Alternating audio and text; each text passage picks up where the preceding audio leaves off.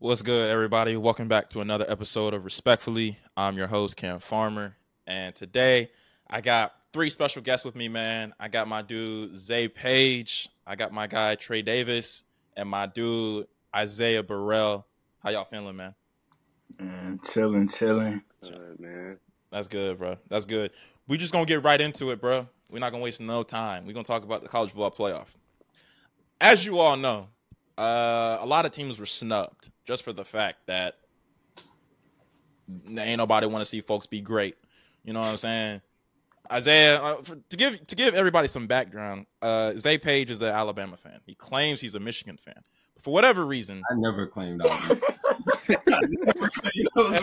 Hey, listen, you said that. Like, you said, I've been kind of studying that. I support Michigan. I like Michigan. I like the program, but I'm He's not. an honorary. I'm right. I root for Michigan. I root for every college football team, though. I watch a lot of college football. So you claim Michigan? I root for Texas. I root for Florida. I can't say I root for Georgia, but Auburn on the same tier. Right. I do root for a lot of teams, though. I do root for a lot of teams, and Michigan just happens to be one of them. But I'm an Alabama fan. I'm just kind of confused on why Trey said Georgia and Auburn are in the same tier. So just to give you some background, Zay and Auburn, you already know Bama Auburn rivalry. That's one team you can just go ahead and mark off. He won't be watching their games. He will be rooting anything good for them. Right. Now that we also live in the state of Georgia, and, Right. And for Zay Borel, it's the same way. Georgia's on Oklahoma's tier. It is what it is. Don't forget A&M. A&M too. It is what it is. Okay. So many questions right now. So Trey, you're a Florida fan. Yeah. Unfortunately. Yeah, we good. Business is business. We on our way back up. We coming back. Like I said, we just hired new staff. We got our number one recruit quarterback in that we need. I mean, y'all the ones that lost y'all. Who? Y'all claim to think that Dylan Raiola wasn't that good, but before he decommitted, everybody was singing his praises. So who was not me? Listen. I don't know why you wouldn't be though. He was the best quarterback for a reason. Julian Sand is better than Dylan Raiola. Where's he going? Saying. I'm just saying. Where's he going? Julian Sand committed to y'all. Oh yeah. How you not know that? I just wanted to hear you say it. Oh my bad. Got him. All right, twin. So we have the 4 college football playoff teams. We have Michigan at number 1. We have Washington at 2. We got Texas at 3, and then we got I'm forgetting. I'm just completely blanking. Who's that for? I think you know who's that for. Nah, I don't. Oh wait, my bad. Alabama, for whatever reason, is at 4. Rel, I'm gonna start with you, man. Mm-hmm. I just have one question. You a Longhorns fan? Yeah. Why did y'all decide, or why did 10 years ago, 20 years ago, almost 30, y'all weren't even relevant? University of Texas was more than likely relevant in terms of their athletics. The last time was because of Kevin Durant. Do you know who Colt McCoy is? Yes, I know who Colt McCoy is. Vince Young? You didn't let me finish. Y'all didn't let me finish. I was gonna say Colt McCoy. I was gonna say Vince Young. But why this year? Why did you all of a sudden just decide to start winning? And I mean that in the most respectful, respectfully, no pun intended, by the way. Why? How? Well, this is the respectfully, so we got to be respectful about it. But when you a blue blood and you got that championship culture and DNA, and you got guys that came in the past like Charlie Strong, Tom Herman, they couldn't fill the Mac Brown shoes and keep us in the way we were and keep us relevant and stuff and going. But when you have a culture changer come in like Steve Sarkisian is, and he came from winning, obviously we know where he came from. I mean, that might be the greatest coaching tree in all of sports, seriously. And I'm a Greg Popovich fan. But that Nick Saban coaching tree still might be the greatest of all time. And when it takes time. So, year 1, year 2, those takes time. But at the beginning of the season, Sarkisian said, this looks like my team. These guys want to get out and run. Things of that nature. And then we bring in a guy like Adonai Mitchell and flip kids like Anthony Hill, who was the number 1 linebacker. He was committed to A&M. but he know where the best school in the state is. He knew. And so things like that, and you get the offense built up. You get year 2 Quinn, who was a perfect rated 100 quarterback, and the number 1 quarterback in his class, one of the highest rated recruits ever. That's how you start winning. You put together a winning formula. You bring in-state recruits, which we failed to do for years, going to California when we're in the state of Texas. Why? They're here. So when you put all that together, it brings winning culture and it brings the burnt orange back. Nah, I mean, I agree. I think Nick Saban, his coaching tree, you see what Lane Kiffin is doing. I mean, he hasn't won a national championship. He hasn't won an SEC championship, but Ole Miss has been formidable in the last few years. And they about to be good. That's facts. They about to be good. They got better, definitely. Then you see Kirby Smart, what he's done, self-explanatory. Steve Sarkisian. Unfortunately, Jimbo has a national championship. He has a national championship at Florida State, but like in Texas, with your boys too. Oh no, fact. Like I think because but in Texas A&M, I think his last best season was when they were supposed to get into that CFP and Notre Dame got over them instead. So you kind of see like what those coaches are doing. So I guess I asked you, Rel, and Zay, Paige, and Trey, y'all can chime in as well because y'all favorite teams are in the SEC. How do you think Texas would fare in a much more physical and a much more NFL light type of conference such as the SEC? Well, I think they're gonna be fine. They showed against Bama 2 years back to back. They're gonna be fine, and they played Bama every game. Both games took them to the fourth quarter. I think just say Sarkisian's gonna recruit. He's gonna get his boys. Even this year, they have brought in great recruits. I think Sark's gonna be fine. Yeah. I mean, you see where he came from. He used to be an NFL coach too. On top of that, right. So I mean, not only was he in the SEC as an OC and he was successful, he was also an NFL coach. Stints in the NFL may not have been as successful, but when it comes to that NFL style of ball and these concepts that he can draw up on the offensive end, I think we'll fare fine. And I think we have the boys because it says it starts in the trenches, and he came in and he fixed the trenches. I mean, to me, we have the best interior D-line in the country. And one of the maybe a top 5 O-line in the country, top 3 to me, to be honest with you. So I think we'll be fine. Here's my thing though. You have a talent in your QB room. You have you got Quinn Ewers, who, in my opinion, obviously that win against Bama put him in the Heisman conversation. Obviously, they lost to Oklahoma. That one loss, but you also had talents. Before he transferred to Duke, you had Malik Murphy. You even got Arch. How is there like any worry to you, Rel, that Steve Sarkisian could be like a Kirby Smart in a way that, like a few years ago, Kirby Smart had Jake Fromm he was a starting QB, but then you had Justin Fields, who was the number 1 high school quarterback in all of the nation, but Justin Fields never really saw that playing time. Yeah.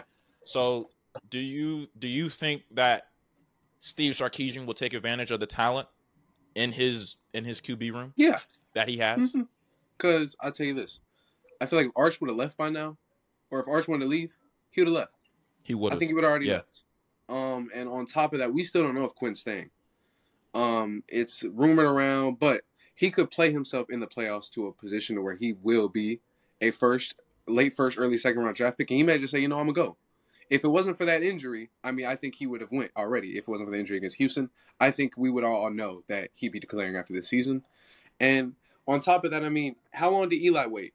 And Peyton was down to wait until things happened. So, I mean, I don't think we'll lose Arch in a sense.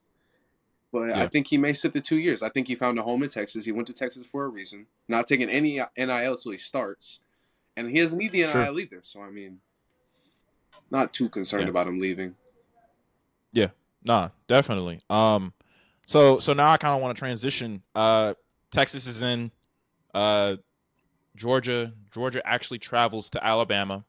They travel to Austin as well. And of course they play Florida and Jacksonville next year. How I got a tough schedule this year. we actually do. I'm not gonna hold you. We actually do. But Rel, you kind of mentioned something, and not to sound selfish, but you stated that you don't think Quinn doesn't know if he's staying or leaving. If Quinn were to declare, even if they were to lose in the semifinal, I still think he would be a late first round, early second round draft pick. Either way, you're getting guaranteed money for sure. I don't think speaking of Quinn, I don't think Brock is leaving. I don't think Brock Bowers. I don't think he's leaving. Now, let me put that in context. Do you know how a lot of these I'm so serious, bro. I don't think Brock leaving, twin. He's not even at the Orange Bowl. Listen. He's not even in Miami right now. Yes, he is. What are you talking about? He's not. No, him or Mims are not in Miami right now. Twin. I don't think Lad should be in Miami either. Even if, I know he's hurt. But even if he was coming back, he would at least be in Miami with the team. He's not even with the team right now. Well. Okay, that could mean something. He's going to make millions in the NFL, and he's making. Oscar Delp behind him. He's not making millions at Georgia. No. Oscar Delp not, bro. Listen, I didn't say that. Listen. You were about to. I wasn't. Listen. We gotta shut that one down, kid. No, that's not what. Listen, bro. Y'all let me finish my thought, bro. Go ahead. What I was saying was, you know how a lot of these star collegiate athletes, if they didn't, make it to the CFP, or if they weren't, they didn't get to where they wanted to get, they would just post on Instagram or social media saying, "I appreciate all my friends, family. I thank God, blah blah blah." And I have now decided to enter the transfer portal or declare for the NFL draft. Brock hasn't done that. Nobody's declared for the draft yet. What are you talking? Yeah, huh? You got a couple. You've got a couple. Caleb hasn't, or Marv. Right. None of the top prospects have declared for the draft. The only reason guys are going to the transfer portal is because of the way the calendar's set up. They kind of have really no choice if you want to get a spot. But nobody's going to the draft. But I don't blame you, because I remember last year sitting at this time, I was trying to convince my team that Bryce Young and Will Anderson were coming back. So I do get it. But Cam, it's not happening. Bro, I think it's happening, bro. I got faith. Now, obviously, would I be surprised if Brock and Ladd went to the league? No, I wouldn't. I think Brock should go before Ladd. I do think that Ladd should have one more season at Georgia, just because. Is this Ladd's 5th year? This is Ladd's 4th year, I believe. Yeah, you got a better shot at Ladd. I didn't know that. Yeah, I didn't know that, Cam.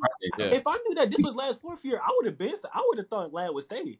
Now that you say that, I think Ladd might stay. Ladd might come back. Ladd is for sure. Let me see. Brock's gone. I think Ladd. Where is he? Actually, Cam, to that note, do you think that Ladd's a junior? Do you think that your two safeties gonna come back? You mean Trevon and Malachi? Yeah. Cause if you saying Brock staying, that mean the whole team running it back.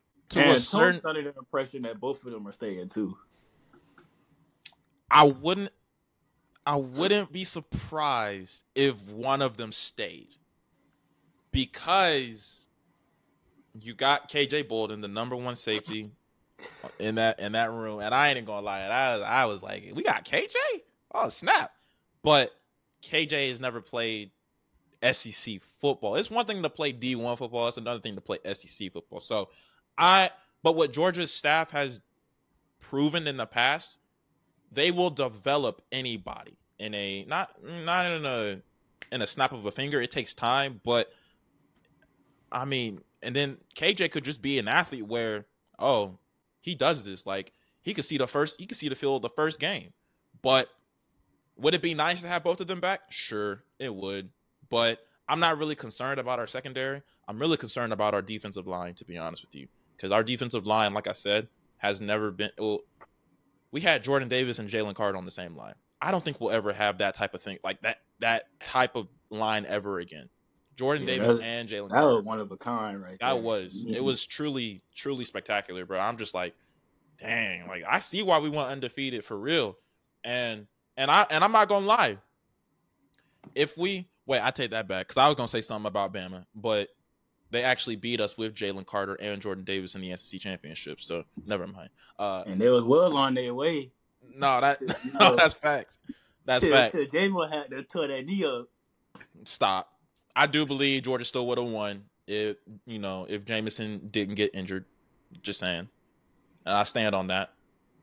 On everything I love. Just saying. We're not talking about games from 3 years ago. Trey brought it up. Let's talk about the game that just occurred. Yeah, I'm not talking about a game from 3 years. Trey, see, you can do that. You want to talk about the SEC championship game that just happened? We talk about that. Cause that shows that Jalen Carter and Jordan Davis really one of a kind. Georgia has to get deeper up front, and they have to get better on the edge. Obviously losing guys like Jalen Carter and Jordan Davis, like that hurts. But you also lost Devontae Wyatt in there as well. Those are 3 NFL football players. But the thing about Georgia is they're going to replace them with NFL football players, but they don't have the dominant edge rushers. They don't have the guys that can get in the backfield at the rate that you would like to see. They're going to replace them with good guys. They're fine up front. The D line in general is okay, but they have to be able to get after the passer. But they're physical, they're strong, they're going to be fine. They've got to get deeper though, and a receiver too.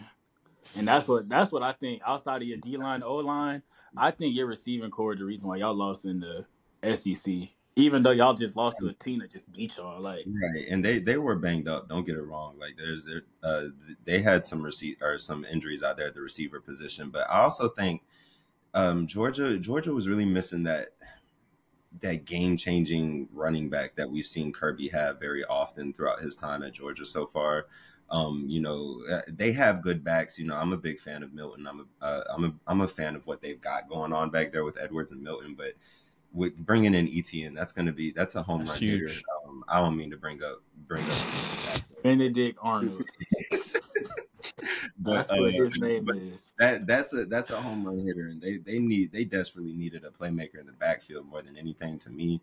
Yeah. And we saw Edwards and Milton kind of take those roles over as the season went along, but it just wasn't to the extent that you ideally see from a Kirby Smart offense, and because of that, it wasn't able to open up the passing game as much against a team like Alabama. It looks fine throughout the season, but then playing a team like Alabama, the margins become smaller, and you have to play and execute at a much higher clip. And when you're not making those big plays out of the backfield, it's hard to open up that passing game sometimes. And then y'all turned the ball over, just like I said, I told Tony a couple months ago. I said I think the best thing about Georgia is they don't turn the ball over. And they turned the ball over on 4th down, I think. That got blown up. And then that fumble on the side of football, you can't do that. Yeah. And so you said you can't do that against a good football team. A good football team's going to capitalize off of mistakes like that. Yeah. Yeah. No, I agree. I am definitely I'm not concerned because I think we got Humphreys from Vanderbilt. Who else did we get? We got Colby Young from Miami. I want to get Evan Stewart. Is Colby Young their receiver? Yeah, Colby Young was their receiver. He was their best receiver. Number 9. I think so. Yeah. I watched some balls before. Yeah, he's nice. I would like. I mean, because is Evan? I'm not really too sure, but is Evan Stewart in the portal as well or no? He is, but I don't think. He's not getting recruited by. I don't know if Georgia's really recruiting him like that. I know Bama and Texas both backed off. I don't know if Georgia's recruiting him. I seen. You said Ole Miss and Florida State, wasn't it? Ole Miss, FSU, and Tennessee. Tennessee, that was are the 3 premier teams that are in the mix, and I'm more so leaning towards Ole Miss at this point, which I don't know. The thing about Ole Miss next year is they're losing everybody, or they're returning everybody on offense except for one of their receivers. So right. I mean, they would just replace that receiver, and it's like the receiver. I don't even think it's Trey Harris, who's their best guy. So if they just replace him with replace who they're losing with Evan Stewart. But you would think they already replaced him because they brought in Juice Wells. So they did get Juice Wells. So I forgot. They're gonna be a problem next year either way. Yeah. Or not. But, So let me ask you this: well, then about Ole Miss, because they did get better. Like nobody's denying that. How do you see them faring against the LSU's? That'd probably be they LSU. beat LSU this year. Yeah, they'll be LSU. But the Alabamas though at the same time, because the thing about Alabama that's so dangerous, and this is where I give y'all props, like even when y'all had a down year, and y'all, I ain't gonna hold you, there was like at least 3 games where y'all should have lost, but y'all still came out and capitalized off the mistakes of the offense. When y'all, especially when y'all, like y'all's defense is nice, and then on top of that, like, well, what was that? What game? Like, what game did Jalen Murrow actually turn up? I'm not gonna say Auburn because I know he was really him before then, like 3 weeks before him. Like Jalen Milroe turned his season around against Ole Miss early on in the year. We lost to Texas. We went down to Tampa and played USF in the rain. It was an ugly game. He didn't even play, and then the next week we came back and we played Ole Miss, and that was a home game. Ole Miss was, I think it was a top 15 matchup. Top 15. I think it was like number 12 versus number 15. And, it was kind of unprecedented times in Tuscaloosa. It was really looking at, I think Alabama was only like 2-point favorites at home. And it was really a game in which if Alabama went on to lose that game, you're looking at 2 losses right before the season ends, and or right before September ends rather, and kind of already out of college football playoff race, probably gonna not win the SEC West at that time. So it was kind of unprecedented territory, and he went out there. He threw an ugly pick early in the end zone, and the offense kind of sputtered in the first half. But in the second half, they came out. He hit a deep ball to Jalen Hale, and he took a shot when he threw it. And he did. He got up and he was running around screaming and everything. And I think right there, that's when everything kind of changed. He started to seem confident. He felt better. The O-line started to protect him, and the team just started to rally around him. And you could tell a legitimate difference in the offense. And then you get to the LSU game, and that's the game where it finally felt like they started using his running ability. And he had those 4 rushing touchdowns against LSU. And it really started to seem like in between those stretch of games, you play Tennessee in there, that those are the games that he started to settle in and started to be confident and be that 4 or 5 star quarterback that we saw coming out of high school. No, I agree, and that's kind of like that was gonna be my question. Like Rel, Trey, like how do y'all see Ole Miss? Because they were, they got better. Like this is kind of like the off season of the NCAA. They got better. How do you see them faring against Alabama? Because does Alabama come to them next year, or do they go to them? Do they go to Tuscaloosa? Ole Miss actually benefits a lot next year from the schedule. They don't play Alabama. They get Georgia at home. And I mean, personally, I think I'll let Trey and Zay chime in. I just want to say my 2 cents on Ole Miss right quick. I think they're going to be really good next season.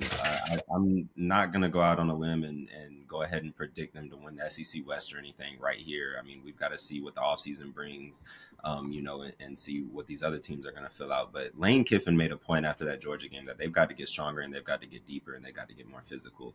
And they went out and they did that all across. It's not just the offensive guys that we're talking about. They didn't really need to bring in a ton of offensive guys because, like I said, they're bringing every starter back next year. Their running back's cold. Right. Yeah, they have good offense.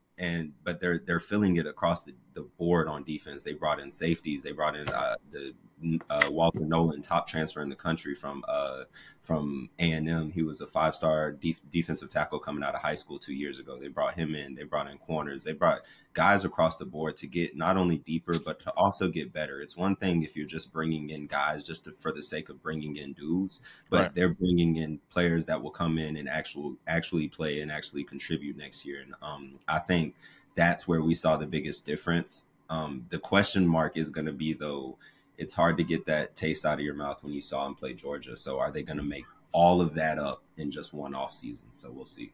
Yeah. I'll let you answer, bro. To me, I like what he has going. I like what Ole Miss has going on. I like the talent all across the board. My only concern is with Lane.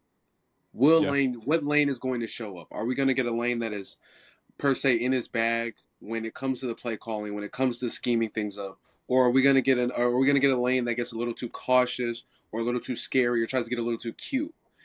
Those are my problems with Lane Kiffin. But other than that, I honestly, Ole Miss to me is one of my favorites to win the SEC West next year. Yeah. I think Ole Miss gonna be fine. Like I said, when Jackson Dart transferred from USC, I remember telling Tony and them, I was like, I like Jackson Dart. I think it's gonna be fine. And Jackson Dart last year showed me that he's gotten exponentially better than what he was. I think just like they said, they really addressed their problem, which was their defense. Their offense was just fine. I wouldn't say they're just fine, but I think their offense is good enough to win with a lot of teams in the SEC. They can put up points. Like you said, the addition of Juice Wells, if they get Evan Stewart, it's like, I mean, you have everything you need. Hopefully their defense can bang. Like I said, we haven't seen their defense yet, so we don't know if they will be better. But just going off of their transfers and what they have coming in, I think they should be fine.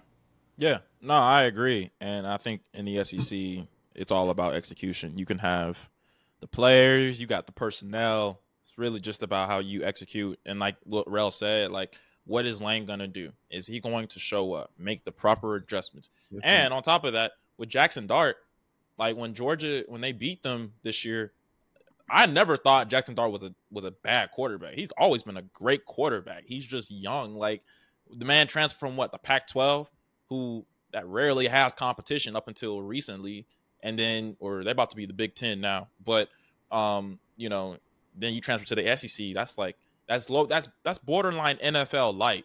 You know what I mean? So at the end of the day, yeah, no, I think Ole Miss, they will give, in terms of the standings and obviously what they have on paper, I think they'll give Alabama a run for their money. But yeah, no, that's good. So I guess my last question before we move on to the NBA is, who do you all have winning the CFP? Bias, I mean, it could, favorite teams. I mean, I want y'all biased and unbiased opinions. I wanted to ask Borel, how does he feel about the matchup against Washington? Oh, against Washington, because, like Borel told me all year, he thinks their one problem for Texas is their cornerbacks. And to me, Washington's wide receivers are just, Rome and Jalen Polk, and they also have McMillan. They can get after it quick and hurry. And if they start catching balls early, it's like I still think Texas offense can run with them. So I think they can put up points in a hurry. So I was going to ask, bro, what do you see in that game? The game pretty much comes down to PK, our D coordinator. I've had one problem with Pete all year. He's been phenomenal, but the only problem I've had is for some reason he tells our corners to play off coverage. That burned us against Oklahoma. This bend don't break defense. It burned us against Oklahoma. It allowed for TCU to make a late rally against us. It allowed for K-State to stay in the game, just eat up the seams and eat up the short game and over the middle. I don't like it. And if you, just like Trey said, if you get the Washington receivers catching balls early, it's going to be a long night. And we have good corners. We have good talent. We have physical guys that like to press up on you. They like to play man, a lot of cover zero. That's what they played in high school at DeSoto and Duncanville. Guys like Malik Muhammad, Jade Barron. That's how they like to play. And some of the players have voiced their concerns with it. And so I hope because Washington's gonna see that on film. They're gonna see the soft coverage on film. They're gonna eat us up all day. I mean, McMillan, amazing route runner. Polk, once he gets yak going, it's over with. So that's the only problem I have with Washington. But I feel like we'll be able to get to the quarterback. I don't think they'll be able to run the ball. If we eliminate the running to the ball, if we get to the quarterback and just disrupt the pocket, I think we'll be fine if we win in the trenches. It's just a matter as if Penix is getting that ball out very quickly to those receivers who will be open on short games if we're playing this soft coverage. That's Penix gets hot. It's scary. Yeah. So when he turned it on, he turned it on. But I don't think they have an answer for our offense whatsoever. That's valid. Did they beat? So I'm not gonna lie, Cam. We wanted to go watch the Oregon game, and I don't even really remember the Oregon game like that. Did they beat? Cam, do you know if they beat Oregon by the run? Because I couldn't tell if Oregon couldn't stop the run. I don't remember. Are you talking about from the championship? Oh, yeah. Okay. They ran well. They ran very well, but at the same time, their Penix's throwing game, man, Bo just had no answer for that, bro. I mean, and then on top of that, when you talk about the running, outside of their receivers and outside of their running backs, Penix, people don't understand. Penix is a runner too. He's fast, and when he sees daylight, oh, he's taking it. So they ran very well. I'm gonna give the slight edge to to his throwing game, but I mean, either way, I mean, I ain't gonna say slight edge. Like, yeah, they won by their running game, but they also won by their throwing game as well. So, I mean, if anybody could combat that, it would be Texas. I think Texas and Washington match up very well, and I think like what Borel said, like their cornerbacks, their secondary is a little bit iffy, but we'll see. I mean, that's the beauty of the matchup. That's probably like my favorite. At first, I didn't like the matchup. I was like, they match up kind of well, to be honest with you. So we'll see, man. But yeah, Georgia beating Michigan, and I'm just saying I got Texas and Georgia and the. You mean Alabama? Yeah, Alabama. And that Texas, boy want Georgia in the CFP so bad, twin. Say yeah, I don't. But I think I got them. I can't give you an answer to that. Who's gonna win? I think that's gonna be a good game. Yeah. If you ask me, I think it's gonna be. Just want to let y'all know that Alabama is 3-0 this season in get back games. So I don't think that's going to stop anytime soon. I think if we see Alabama, I think we're going to lose in the Natty, to be honest. Like I just said, in get back games, they are 3-0. So I can see them in the locker room playing that one. What'd you say, bro? You cut out. Can you hear us? You good, bro? Oh no, you good, bro. You're good. No, well, what were you saying before you cut out? I don't think people want to see Bama win because I just like how Paige be saying, you let Bama win in the down year. That's bad. Y'all just go ahead and mess it up, man. I don't know. I don't think people are giving Michigan the credit that they deserve. That's a very senior laden team, and yeah, Alabama's been on a roll. They've been playing very well. It's hard. I'm never gonna bet against Saban, which is why I'll probably pick Alabama to win the game. I don't have a great feel for it, but that is a very senior laden team that capitalizes on other teams' ability to make mistakes. And Alabama has had a very big tendency to make the wrong mistake at the wrong time this season. And Michigan capitalizes on that. They always have. They have throughout the entire season. And that defense, when they're ready to make a mistake, they capitalize, and the offense is going to go do what they need to do. The thing is, one interesting matchup with that game is Alabama's contained every big time running back that they played this year.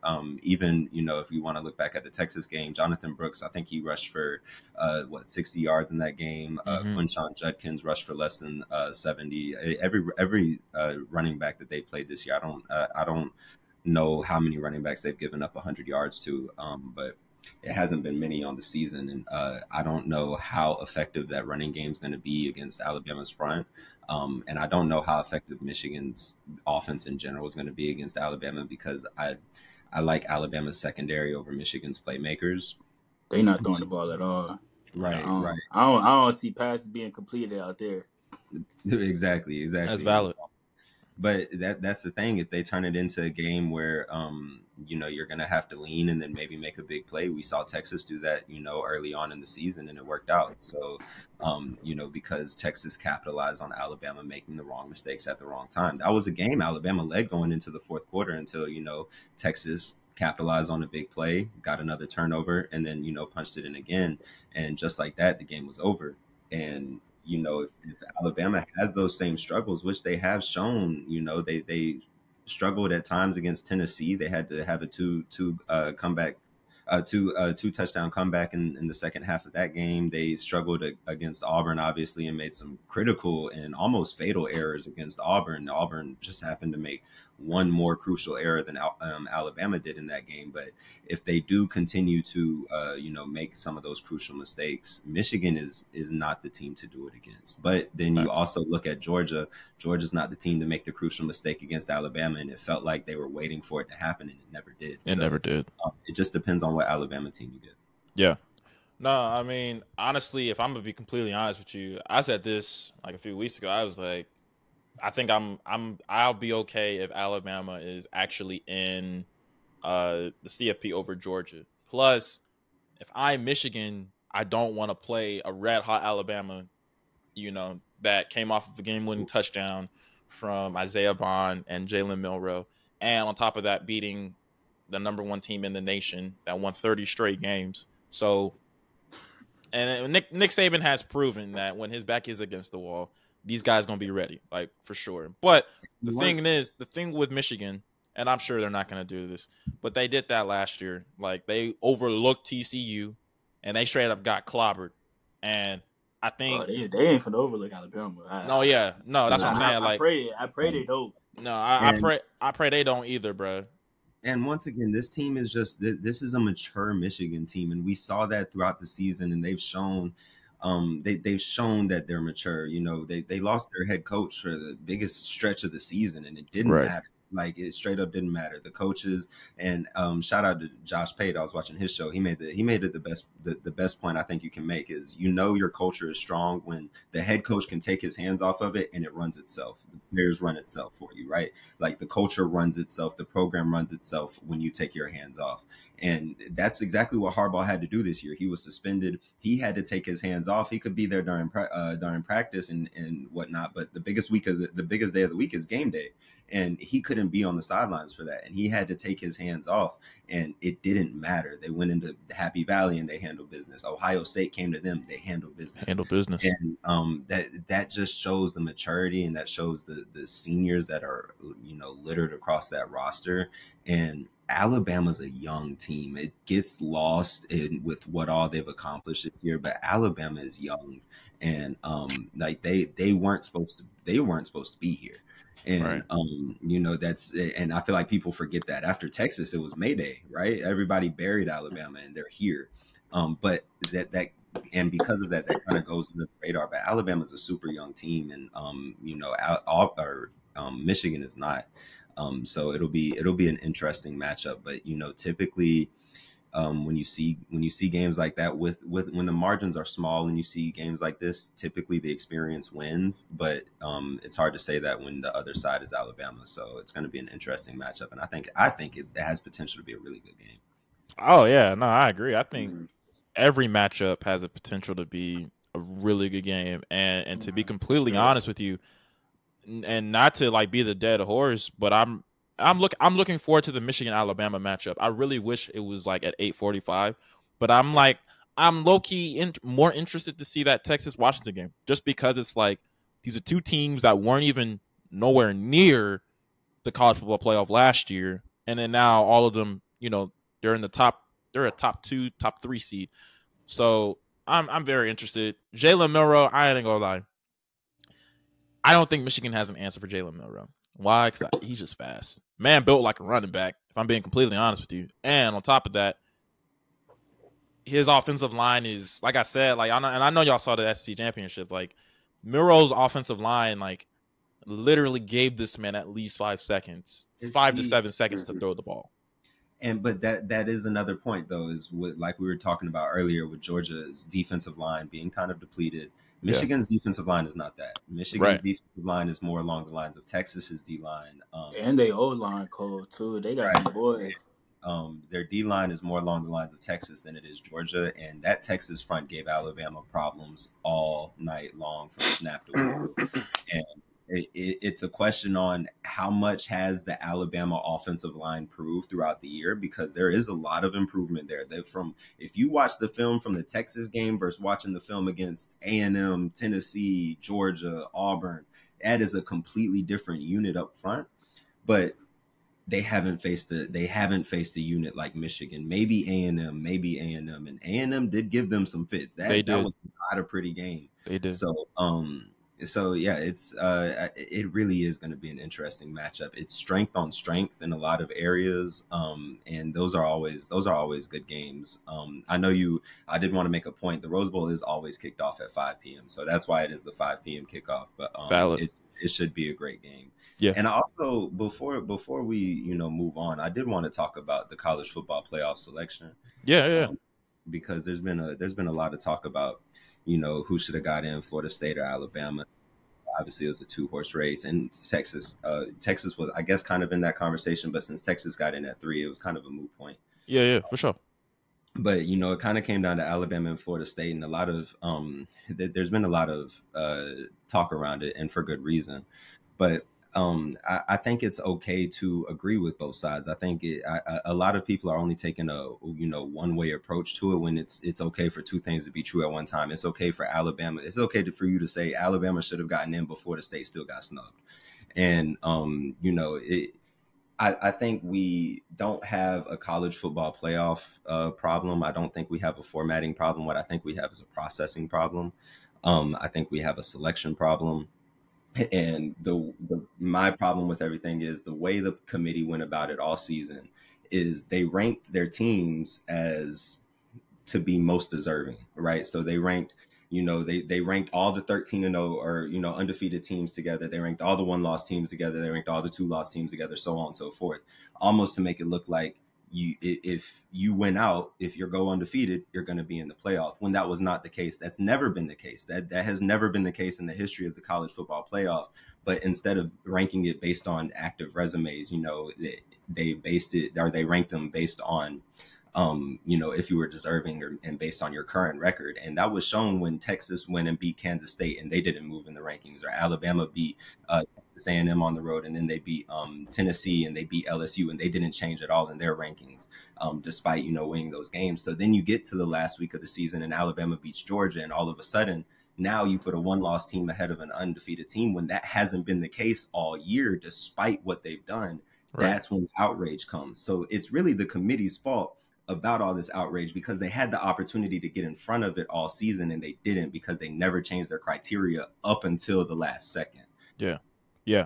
No, do you think that's probably why the state of Florida is like literally trying to sue the CFP for that? Yes, it is. And it's suing. I'm not vouching for any like these crazy actions, but they do have every right to be upset, because based on the rankings, the committee never came out and said it word for word, but based on the rankings that the committee gave every week, week in and week out, they were telling Florida State in a roundabout way, if you win your games, you're going to be in. You're going to be in it, for sure. You've been ranked in the top 4 since you're an undefeated team. You've been ranked in the top 4 or 5 every week this year. And even when was it Oregon lost to Washington, they jumped into the top 4, right? They were telling them all year, yeah, as long as you win your games, you're going to be in. And then what did they do? They won their games and they didn't get in. They didn't get in, yeah. It's the college. It's a process selection. If it's a process problem, and that's what led to all the outrage, because they were pretty much lied to, all season. So they have every right to be angry. And that's probably why they have that little withdrawal fee. Like, was it 130 something million or something? Yeah. I don't know. They paying a lot. Yeah, they paying a lot of money to actually leave the ACC. And so I guess, and to your point, Zay, they were lied to, because now it's like, okay, win your games. Now, you win your games. Oh, you don't have Jordan Travis. Well, we didn't have Jordan. We don't have Jordan Travis, but our defense really, really helped. Like we weren't supposed to beat Florida. We weren't supposed to, people, they didn't expect them to beat Louisville.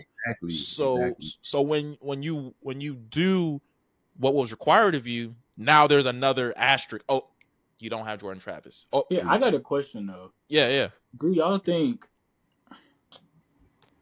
say Georgia was I forgot. Do you think if Georgia won, do y'all still think Florida State would have stayed at the 4th spot? No, Texas would have gotten in over Florida State, and they gave them that criteria by putting Texas in at 3. Alabama's not the only team that got in over Florida State. Texas was also outside of the rankings, right above Alabama. They were. Texas and Alabama were sitting there, I think 7 and 8, wasn't it, Zay? Yeah, 7. Oregon was sitting there at 6. So, and Ohio State was at 6. Oregon was at 5, and Texas and Alabama 7 and 8. Alabama is not the only team that jumped Florida State to get in. If Georgia would have won, Texas would have still gotten in over Florida State. And that's why Florida State has every right to be outraged, because once again, we did what y'all told us to do and we still didn't get the opportunity to go prove ourselves. I'm not a big fan of the committee sitting there and saying that, you know, because Jordan Travis got hurt, we have the right to, you know, kind of look at that and see how that values a program. Or I'm not a fan of them assigning value to a player. Like, you know, that's not something for the committee to, in my opinion, to dictate. I think if they wanted to make the argument for putting Texas and Alabama in over Florida State, it needed to strictly be based on resume, which is a valid argument because both Texas and Alabama have much stronger resumes than Florida State. Florida State has just the LSU win. Texas and Alabama both have, you know, they have both the two top wins in college football this year.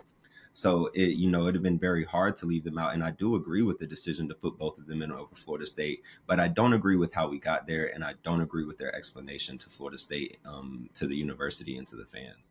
Because at that point, what's his name? Boo Corrigan, you know, yeah. At that point, he's trying to like, I felt like it was like a lack of accountability. Because when you talk about, because like, you know what I mean? Because like, you know, at the beginning of the season, you talk about the 4 most deserving. If you're going to keep that criteria all throughout the season, okay, you can put Georgia and Alabama in that mix. Why? Georgia won 30 straight. They didn't lose. They were the number 1 team the entire 2 years. Then they lost by 3 in Alabama. Then you could also make a case for Alabama. Alabama had a down year. This was the year a lot of people did not expect Alabama to be where they were at. Then you have a turnaround game from Jalen Milroe. And if you really want to be technical, you could honestly really insert Jalen Milroe into that Heisman conversation. Just from the huge turnaround he had, especially at Kentucky. You know, especially when that Auburn game. Listen, if that Auburn game happened a lot earlier in the season, we'd be having a different conversation, in my opinion. But I do believe Jaden Daniels was deserving. But yeah, you could also put Texas in that conversation. But the most deserving, Florida State didn't win without Jordan Travis, point blank, period. Right. Cam, you said when we started, you said that you didn't think Texas deserved to be in. In all honesty, I was honestly like joking. I was gonna ask why. I wasn't even saying it. I was just gonna ask why. No, I was like no, because I was, you know, as a Georgia fan, it's like, you know what I mean, like, right, Texas, like, I mean, yeah, they beat Alabama, but like, you know, they really didn't have the schedule that we had, especially towards the end of the season where we were on the road. We didn't have our best player for like 6 weeks. We won every game we played. We beat Missouri. A lot of people don't give Missouri their flowers. They were a top 10 team in the nation. We beat Ole Miss. Even without Brock, we went to Knoxville. And y'all know college football. Knoxville's a very hard place to win at, especially if you have a very, very good team, such as the Hendon Hooker led squad from last year. But I'm gonna give props to Texas because I think it's good for the game of college football. I think when you think about Texas being this close again to a championship, you know, and you have a quarterback in Quinn Ewers who a lot of people disrespected because he wasn't the Caleb Williams, he wasn't you know, those the Bo Nixes of the world, the Michael Penix Juniors of the world. I think now Texas is really like, we can't sleep on Washington, obviously, but Texas is a very, very good team. And if there is any coach that could give, hypothetically, if Texas were to meet Bama in the college football playoff, I'm going to give the edge to Alabama because they've been in those situations. But if anybody could beat a Nick Saban-led squad, it's Steve Sarkisian. It's Kirby Smart and Steve Sarkisian, if you ask me. Now, personally, with the squad that Ole Miss got, and Lane Kiffin, you know, the squad that, you know, that Ole Miss just got better, I would have liked to see Alabama play Ole Miss next year. But, you know, who's to say that Ole Miss won't be in the SEC championship next year? So, no, I'm going to give one thing about me, I know I say all that stuff to be dramatic. Like, I'm going to give my props to who, you know, the flowers to who credit is due. Like, Alabama, you talk about a most deserving team. Alabama's one of those teams. Nobody expected them to be there. I think every team in the top 4 is deserving. Personally. I think it's an important distinction. I think if we were going most deserving, I think Florida State would need to be in there. But facts. For best, I think they got the right, 4 best, this mix. If we're looking to try to identify the 4 best teams, which is what which is what college football is about, right? You're not wanting to find the most deserving. If that was the case, we might have wanted to throw Liberty in there, right? Because they went undefeated, right? So they did.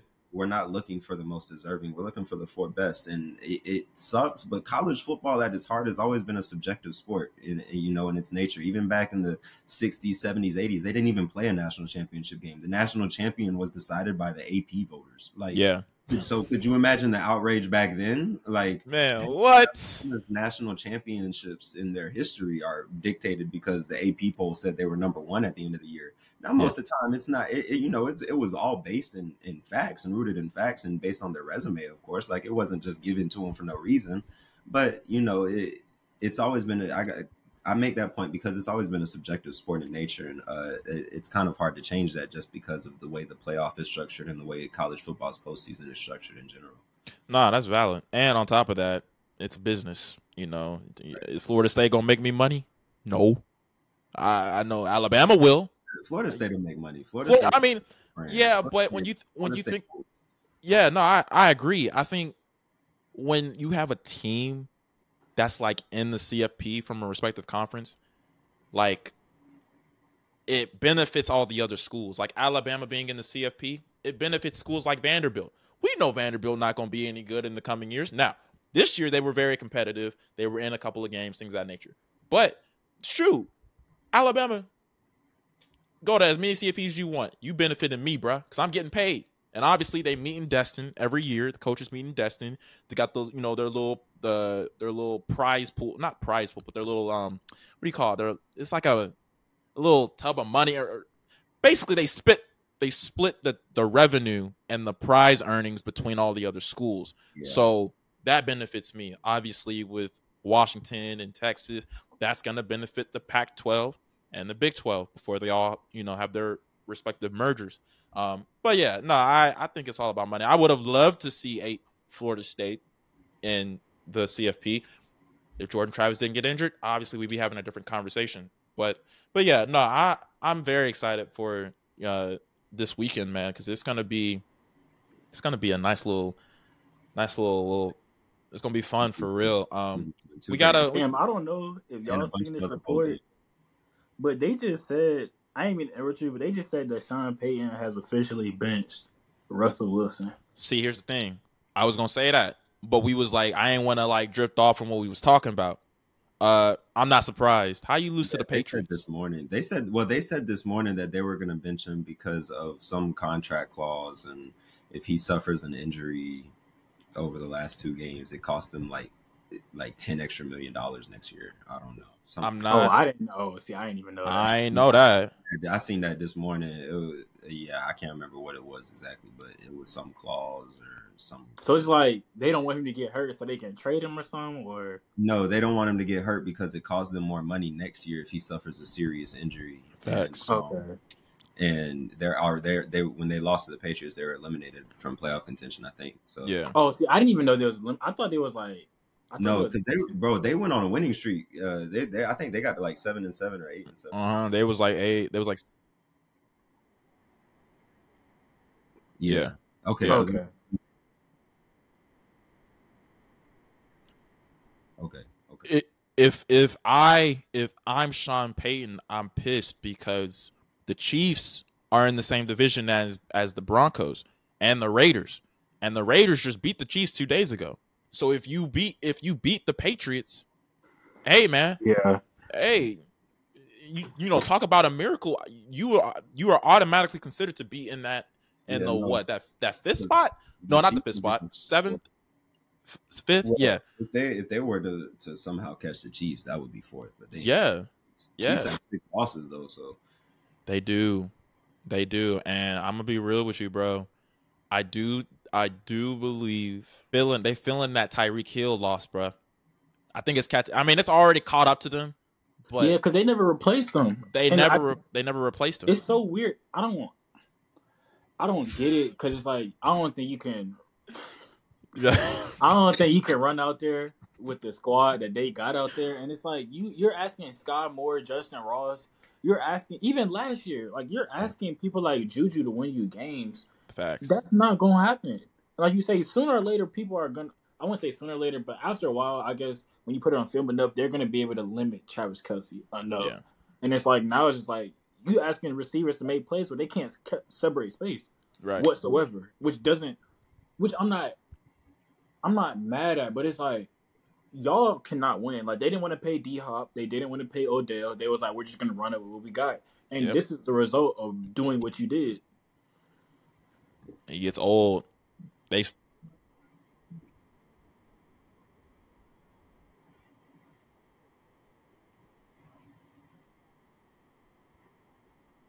That's true. Other people, facts. Because I'm gonna be real, bro. After Miami's win against Dallas, Christmas.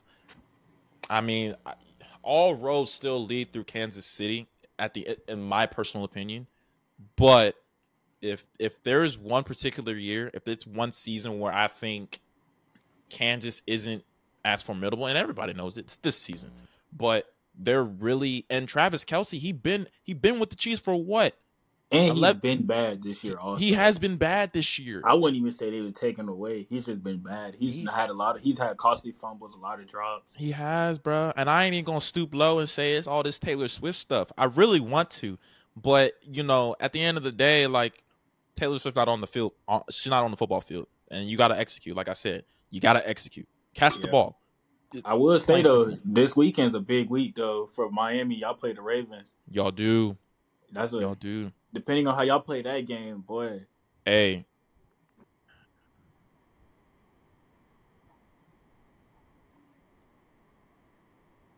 I was gonna say.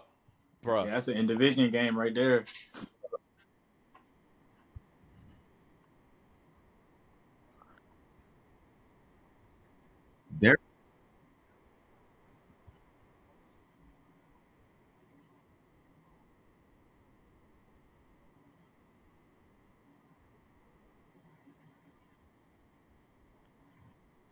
That's very true.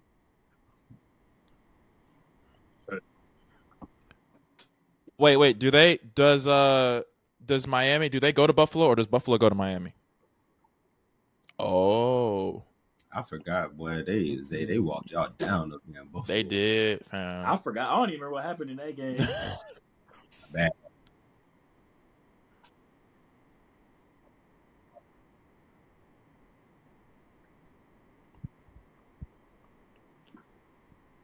Yeah. He did.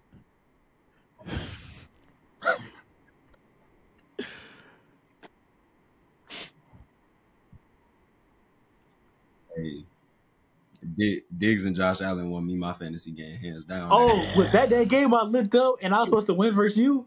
Yeah. Boy, I ain't watched that game, but I remember seeing the fantasy score.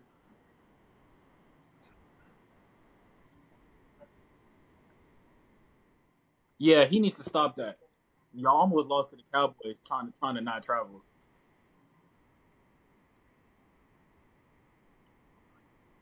Paige, I don't know if you watched the Cowboys game. Yeah, Fangio has lost his mind thinking that Zay, all they did was put CD in the slot. Yeah. Okay, CD by D. Zay, 90 yards and 2 drives. He was having his way them first 2 drives. I don't know why Fangio.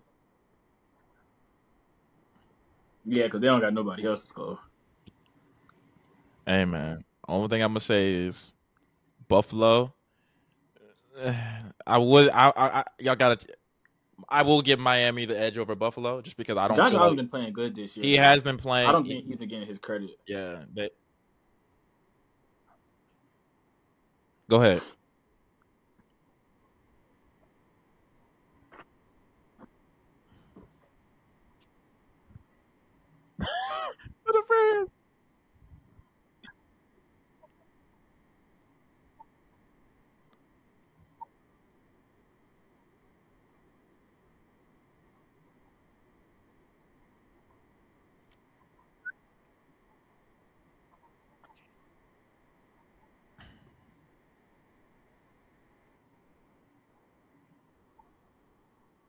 Yeah, y'all offense don't run as deep as theirs.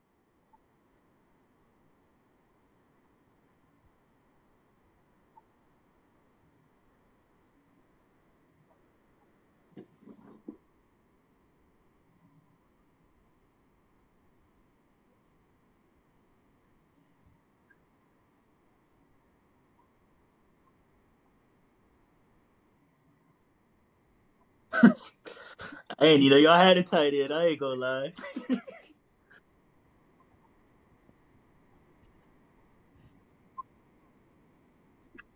A bum.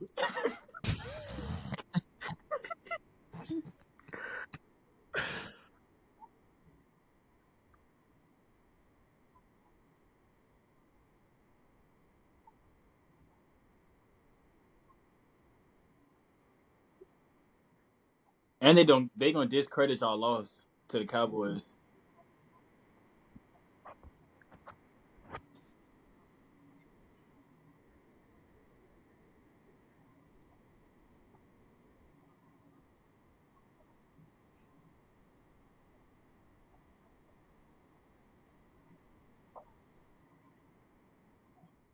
I ain't gonna lie. Going on the rant. That's going on the gram, fam. That's a real right there. I appreciate it. Going on the rant. I can just go ahead and tell y'all, the New Orleans Saints, y'all will not be getting watched on my TV anymore until we change our head coaching. Oh, y'all so trash. Until we, I don't need nobody else harping on my team.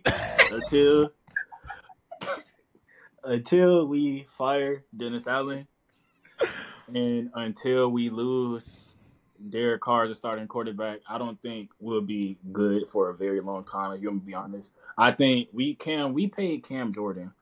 By the way, Cam Jordan is old. Like, he is.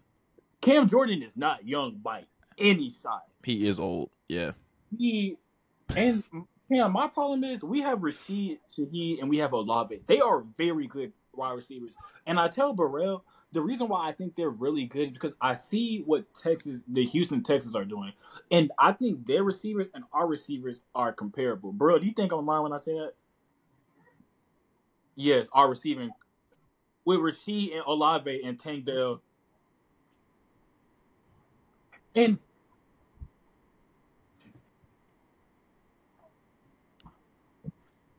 you see what their offense does? Yeah. Look at the Saints. Derek Carr can't. I watched Derek Carr throw a slant to Jesse Bates that wasn't open. I seen it. Yo. And I'm talking about ass Paige. It's almost like, and I don't want to discredit Jesse Bates. It's a great play because the quarterback throw it to you. Facts. But it's like, what else was he supposed to guard? He's seen him stare the route down. You still threw it. Michael Thomas, you have been my boy. I've seen your praises. You can't stay healthy. You're done. Nah, facts. Jamario Davis, he's had an up and down year. The whole team around has been bad. Marshawn Lattimore, this is his second year where he's been on the IR. Our safeties, Tyrann Matthews, I mean, he's okay, but we don't pay you to be okay. We pay you to be great. His second year, he's got suspended last year. He's missed games this year. I don't get it. Our linebacking core, Pete Werner, you're disrespecting me. Our D-line, we get ran on every game. Every game I watch us play, we get ran on. You mean, dog, you said Brian Urlacher? He was having his way last year. Pete Werner was having his way last year. He was a very good linebacker. This year, no. Outside of our O-line, our O-line is like trash. Like, they can't block. We also have a quarterback that can't make reads. And I tell Bro this every week, the only good thing I take from a Saints game is Olave gets 100 yards. And Shaheed and Olave complement each other perfect. And I tell people all the time, I feel like those are our receiving core is fine. Tight end, we're throwing the ball to Jimmy Graham on the goal line. Think about what I just said. Jimmy Graham is crazy. We can't even score in the red zone. No. We can't even score in the red zone. We have to put Taysom Hill in. I don't get it. Like, I legitimately don't get why our own quarterback that we just paid $40 million. Why? We wasn't in a bidding race with the Jets. Man, I don't get it. Because we paid a quarterback $40 million to do nothing. They say, oh, he's throwing for 3,000 yards. They're empty calorie yards. Do not let the stats fool y'all. Like Cam, we are legit bad. Y'all not like the Falcons, fam. I'll let Paige talk on. No, I ain't got a thing to say about that. Exactly. I told you, fam. I ain't got a thing to say. I'll be here all day talking about them. And like me and Zay said, we let Baker Mayfield walk down the division. Bro, that's very true. I only That's watch very Falcons true. for Drake London, Bijan Robinson, and Kyle Pitts. Kyle I Pitts. take solace in watching Shaheed and Olave play football. Drake London is that man, though. And so is Beasley. That's my point, bro. Like I said this, like how you know, Desmond Ridder, you're not that guy, fam. How you got Drake London and Kyle Pitts lining up on both sides of the ball, and you, bruh, come on. If the Falcons had an actual quality quarterback, oh, it's all good. We'd be straight. We were talking about Quinn Ewers earlier, and I flashed my A up on the screen. That is now. Go ahead and tell your hypothetical situation, Paige. Who y'all getting this all season? Yeah, we're gonna be running a 2 QB system next year with Jaden Daniels and Justin Fields. Wait, hold up. Hear me out. I'm not mad at that. I am. And I ain't mad at that. There's gonna be some plays we're gonna just line up in the triple O, and line up in the Wildcat. We might have 6 running backs in the backfield at one point. CP, Bijan, Justin Fields, Jaden Daniels, and KP. You don't think CP cooked after this year? No, he's never cooked. Hey, I was gonna say that they had RG3 and Lamar in the backfield with Mark Ingram. We playing that Navy Army ball in the NFL. Yes, sir. And sickos ball. Kennesaw State, they do be running the triple option though. No cap. Dang, that's crazy. Borel, what do you think about Joel Embiid in these 35-point games that he's been on the road with? Because I don't get it. Cam, y'all can understand it to me. I don't get how Joel Embiid just score 40 every night. Because he's 7 foot, 285 pounds, and he gets to the line. He's really like a James Harden from Houston, to be honest with you. He knows how to draw the foul. They put him at the line. He don't get to it. Hey, they place him. Yeah, y'all saying he's 7 foot. He's 300 pounds hitting the pavement all the time. Like I can't tell if he's clumsy or he just like the ground. And then wonder why his knees hurting when you get to the playoffs. You've been having to get up every 5 minutes. My knees would stay on them. That's my point to get up and down every 3 minutes, dog. Listen, how you feel about Victor when Wembanyama's maturation in the league? He young, bro. He 19. I ain't gonna lie. I'm really tired of people comparing him to LeBron when LeBron came in. LeBron was just a whole nother. That's LeBron, the standard. We're on a great path. That's what I'm saying, bro. Like, keep comparing him to that because we don't need to compare him to nothing else. That's what I'm saying, bro. Like, I don't know. Like, the Spurs are bad though. They're a bad team. They are. They're just young, bro. Like, it's. I hate to say they're not like Detroit, but you know, I just think Detroit. I think Detroit gonna shock some people next year, bro. I think they are. I really think so. They gotta get rid of some pieces though. They're very guard heavy.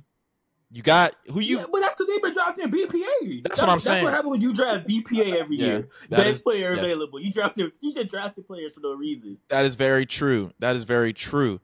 But this whole stuff with Wemby. Is that a Kawhi jersey? Nah, it's Tim. Stand up. We can't see it. Yo,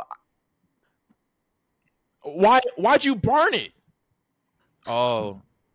Did you see what Kawhi did? Kawhi left them in ruins. They have not even came back from it. First of all, you can blame Tony Parker for that. That's number one. You blame Tony Parker for that. Tony Parker told him to play basketball. No, I tore my hamstring. You can't play off a broken ankle 2 years ago. Flag on the play, sloppy. No. First of all, Tony Parker said, you know, look, if I had that injury, I still do all that I can to play. Was he wrong? No, first of all, yes. He wasn't, but you got to realize, bro. That's the old brand of basketball where they check you for stuff like that. First of all, we can blame Tony Parker for a lot of things. So. Bro, first of all, Tony Parker. Yeah. Tony Parker. We can blame Tony Parker for a lot of disrespectful things. Oh, yeah, I know. And I know. Listen. Hitting your teammate wife? No, bro, hold up. This is a kid-friendly show, twin. Listen, what I'm saying is like... Break that out. What I'm saying is like with Tony Parker, like you're not wrong to a certain degree, but you're not right either. Because Tony Parker straight up belittled his injury. And what I've learned is I don't think Kawhi Leonard is the type of person to just sit out just because he doesn't feel like it. I mean, I'm not, listen. I mean that with everything in me, bro. I raised my right hand. I do not think Kawhi Leonard sits out just because he was injured. Cam, you know Cam Akers tore his Achilles in preseason. It played in the playoffs. You're doing exactly what Tony Parker did, bro. You're belittling his injury. Everybody, not Cam Akers. He didn't even break his ankle. Did he break it? Was it a compound fracture? No. Kawhi Leonard has something going on with his hamstring. Compound fracture. How you gonna tell me he has something going on with his hamstring? What you mean? Read the articles. But I'm saying, a hamstring will leave you out longer than an ankle will. They had Tim Duncan old self playing basketball, and Kawhi didn't want to play. Are y'all done? Kawhi Leonard rolled his ankle. He rolled his ankle. It ain't played for another 2 years. Yeah. I ain't saying nothing, bro. Boy, need that Theragun. Cam, he rolled his ankle. He did not roll his ankle. And Cam, my thing is, Kawhi went to the Raptors and played 1 every 5 games. He the reason why the NBA is in ruins now. Niggas don't want to play basketball no more. I can't play it back to back. Nah, I'm good. You know, I just scored 30 last night. I'm gonna take today off. This is basketball. I remember when the Warriors played, their starting lineup played every single game to get a 72-9 or whatever record they got. They played every game. Nowadays, you get applauded for playing 50 games. They applaud this. Trevon, I'm sitting here and I'm telling you right now, Kawhi Leonard was injured. No, like he stated, no league policy is helping him to play more games. How do I know that? The man is playing 20. He played 25 games this season. He's on pace to play literally 70-something. Is that supposed to be applauded? First of all, listen. In the state of Kawhi Leonard, he was injured. Cam, 2 years ago. The bar is low. That's all I'm saying. To be applauded to play 70 games. Oh, good job. Good job. That's what you telling me? Trey, I'm literally sitting here trying to tell you. The man tore his ACL in 2022. I blame Greg Popovich actually, because he started this with them old boys on his team. Talking about, Tim Duncan ain't gonna travel, Manu not gonna travel, Tony Parker not gonna. Greg Popovich, if you see this video, I blame you. I don't think Greg Popovich is on social media, twin. Ask Borel. Borel, who started this load management cheating stuff? Exactly. No, I rest my case. No, listen. Y'all, Kawhi Leonard is probably the most misunderstood player. He had degenerative knees. Trey, they ruined the game that we love. No, they didn't. Zay. Stop instigating, Zay. No. If Kobe Bryant is rolling in his grave, watching the new NBA. Twin, stop. We ain't need to bring Kobe into this. We don't need to do all that. Because you know Kobe loves the game of basketball. I watched Kobe tear his Achilles and still take the free throws. I watched Kobe on the sideline. He got ice packs on his knees, ice pack on his neck. He checking into the game in 3 minutes. What are we doing here? I watched LeBron roll his ankle worse than Kawhi, tie his shoe up tight, and get back in the game. In mid-June, when they're hoisting the Larry O'Brien trophy, I'm going to sit here and I'm going to call you out your name. I ain't going to do that. I ain't going to cuss you out. I'm going to sit here and tell you Kawhi Leonard has been injured. It wasn't because he didn't he's going to be injured again. Don't worry. He ain't going to make playoffs either. Him and Paul George going to find a way. They going to find a way, Kim. They going to find a way. Or they just going to lose a 3-1 lead. You can pick one. Trey, first of all, that 3-1 lead was in the bubble. Okay, that was the hardest championship. Did you hear what Bam just said? I'm glad you hear what Bam Adebayo just said. I heard. Yeah, he said it was the hardest championship to win, hardest championship team to win, and on top of that, Paul George said the same thing too, though. Exactly. So you can't. And the Nuggets were a 3 seed.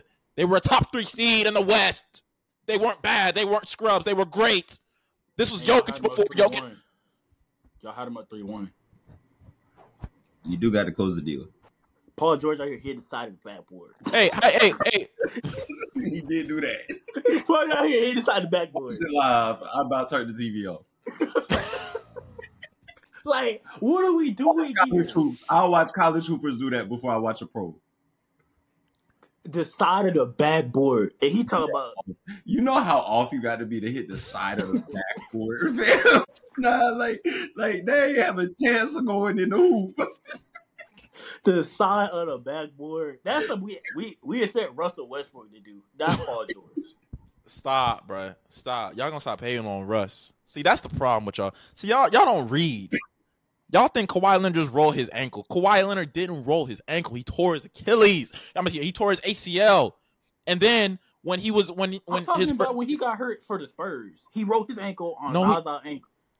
Bro, okay, he's not gonna play, but when he came back, he was nursing a hamstring injury that he sustained later throughout the season, or I want to say during. How do you nurse a hamstring injury when you broke your ankle, supposedly? Trey.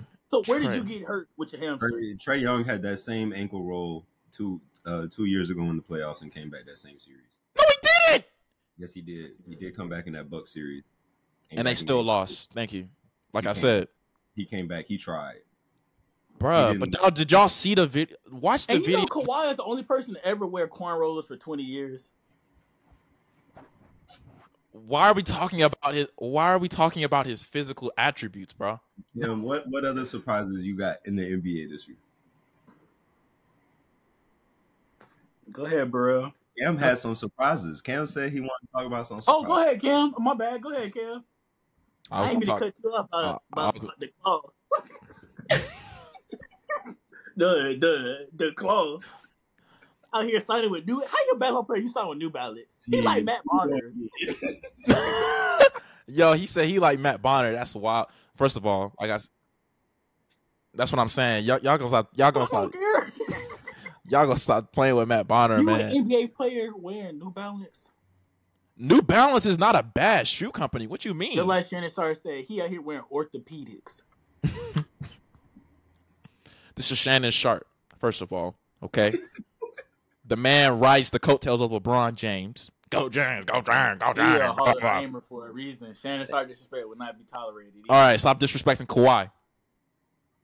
Thank you. Like I said, before Kawhi Leonard got injured with a hip contusion against the game in Dallas, when the game that they still won. Does Kawhi have an MVP? He has a Finals MVP, 2 Finals MVPs. So same thing. Supposed to get that to them old people on the team. That is. We have different opinions. With the NBA surprises. Like I said, Kawhi Leonard is the best player in the league when he's healthy. He was shooting. Kawhi not even touching Jokic or Embiid. Is Kawhi Leonard better than Luka? Yes, I do. Wholeheartedly. Yes. I stand on that. I don't think Kawhi top 5. And you can't say when healthy because he's not. Kawhi Leonard is top 5. What are you talking about? Yes. He's literally the only player in the NBA right now that literally shoots efficiently from the field. If you're not Giannis, Giannis. Of course they're going to say you shoot efficiently when you play 10 games. Kawhi Leonard played 25 games, Trevon. He played 25 games. Thank you. You can go ahead with your NBA surprises. You can go ahead with your My surprise is how the Lakers bring back the same group of guys and y'all trash. Y'all still trash. Tell that boy AD to start playing. Play. He actually has been playing good lately. And they still lost. Y'all lost to New York, to the Knicks. They're about to go trade for DeJounte Murray. That's what I'm saying. The Knicks just beat the Bucks on Christmas. And losing to the Celtics on Christmas isn't a bad thing to do, actually. That's not a bad loss. If you at home. Home court don't really matter. Yes, it does. To the Lakers, it's everything. If the Lakers do not win at home, and if they do not win at home, how can they win at away? Lakers fans don't even score till the third quarter. That's what I'm saying. They're not serious. LeBron don't start playing real basketball till after the All-Star. He playing real basketball now because AD don't do nothing. He's not doing. Oh, the last 5 games. The past 10 games, AD has been playing very well. Oh, you want to applaud that? Something he's supposed to be doing. He's supposed to be doing that, Trey. I don't vouch for AD. You can ask them in the group chat. I don't vouch for AD's play. Just like Borel nicknamed him always or Anthony Day to Day. Hey, twin, get that trademark for real. Anthony Day to Day. Respect. You can't trust AD, bro. AD is phenomenal in the regular season. In the postseason, he's pure garbage. I'm sorry. There's just no. You got a ring. Blah. Okay, cool beans. Bubble ring. You only got one player on your team that got one, or he got a couple rings. Bruh, Trey. First of all, this ain't a ring conversation. Obviously, in a ring conversation, yes, you in the Kawhi PG era of LA, yes, you have the Lakers. But dude, the Lakers just beat the Clippers after what? Y'all lost 11 straight. And then the 2 years ago, no Kawhi Leonard. Paul George had that's all the Clippers talk about is beating the Lakers. That's where y'all bars at. Not winning. It's like winning championships. We ain't talking about we want to beat the Lakers. No, we try to win championships. Trey. Ever since y'all won that ring, AD has not been the man that he's supposed. The man has the highest average annual value he signed during the postseason. The man has not been consistent. He's a roller coaster. When was the last time you watched Kawhi Leonard play in a playoff game? When was the last? See, all you got, we ain't talking about the past, bro. You have to bring that up. See, I'm getting into your head. Thank you. Also, Cam don't think that Shea got a bag. First of all, I never said he doesn't have a bag. First of all, if you watch the video, Trey, my guest, Nick, my best barber in the CSRA, by the way, my guest, he took KD out and replaced him with Shea. And KD has a deeper bag to where he doesn't need to use it. No, Kevin Durant no, that's my point. He don't need to do that. He don't need a bag. Because he wants to. Pause. First of all, KD has a bag because he wants to. Shea has a bag because he has to. He can't get around every defender. He can't rise over every defender like KD does. That's why Kevin Durant's arguably the greatest scorer of all time. Thank you. Who has the deepest bag in the league? Top 5. Okay, we all know it's gonna be Shea. Go ahead, bro. Yes. Yes.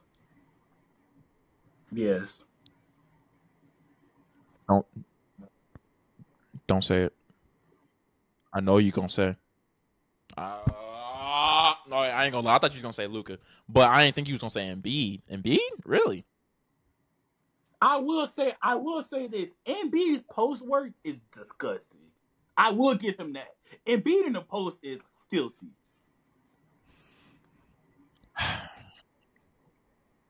That's valid. I thought you was gonna say. Rate? Go ahead, Trey. Oh, go ahead. I'm about to say, what do y'all rate LeBron bag? He has no bag. I'm sorry, but nah. Look, but his move, like when he's dribbling and he's taking his time, and then he like snatches it back, and then he pulls up for the 3. That is cold. Nobody can guard that, but it's weird. But he ain't got no bag. The last time he's crossed shooting 40% from the 3-point line, though. Yeah. Again, that's not his job. But you do what you got to do to keep your team in the contention. But, you know. Who's the number 1 guard in the East? Who's the number 1 guard in the East? There's only one name. And honestly, I was going to say Jalen Brunson, but, you know. Oh, slow. What now, bro? What now? Come on now. Ice trade. My ice trading game. Yeah, your ice trader gang is 12-18. Ain't doing nothing. I mean, the man is averaging. He's playing by himself though. No, he is. He is averaging like 30 and 10. 12 and 18.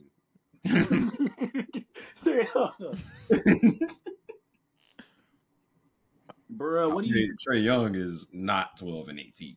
Trae Young. Oh, my bad, Zach. And Trey Young thing, you know you asked me. Bro, what makes you think why? What's some boy's name?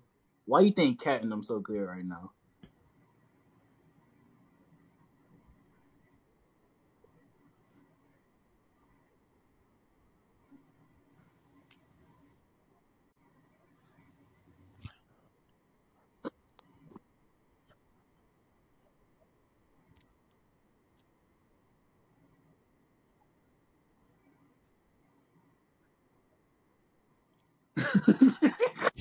Why straight jacket? I ain't heard that. I never heard that before, bro. I ain't gonna lie. Like giving out nicknames.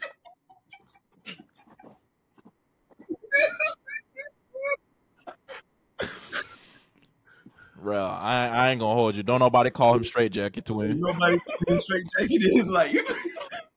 Hey, like you said, they out here giving players nicknames. Twin. Ant-Man is the only person on that team that deserves a nickname. Straight jacket's crazy. You try to give who a nickname? That caught me off guard, twin. Who else is surprising? Defender. What'd you say, Paige? I was about to say Herb Jones. Herb Jones, you can't have that conversation without Herb. Herb is nice.